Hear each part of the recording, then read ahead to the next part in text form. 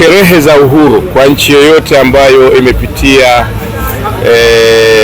matatizo mengi ya kutawaliwa, matatizo mengi ya utawala ambao sio wa haki, ni jambo kubwa sana, ni siku kubwa sana. Na kwa maana hiyo Jamhuri ya Italia inasherehekea miaka 80. Kwa hiyo ni hatua kubwa sana, ni hatua ya kutafakari walikotoka, hatua ya kufurahia maendeleo waliofikia, lakini pia hatua ya kujipanga kupata maendeleo makubwa zaidi. Na sisi tunaunganisha sherehe zao za miaka 80 na uhusiano wetu wa miaka 65.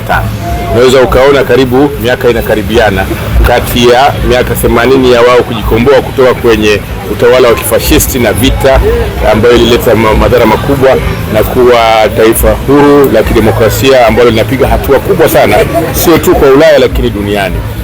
Kwa hiyo sisi tuko hapa kusherehekea nao, lakini kutambua umuhimu wa mahusiano yetu. Nchi ya Italia ilitambua uhuru wetu siku moja kabla ya kupata uhuru, tarehe 8 mwezi wa 12 mwaka 61, uhuru wa Tanganyika.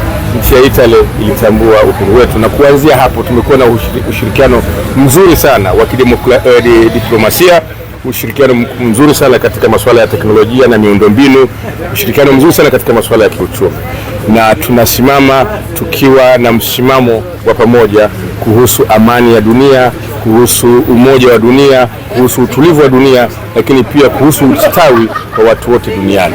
Na tumeshirikiana hata katika masuala ya uchumi wa bluu, masuala ambayo yanahusisha pia utalii, na kama mnavyofahamu nchi ya Italiano ina mchango mkubwa sana katika shughuli za utalii, hasa Zanzibar.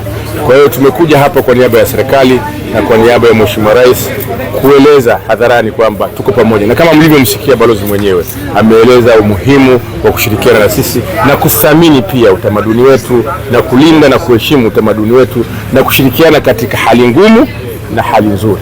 Kwa hiyo tunajivunia sana uhusiano tulionao kati ya nchi ya Italia na Tanzania.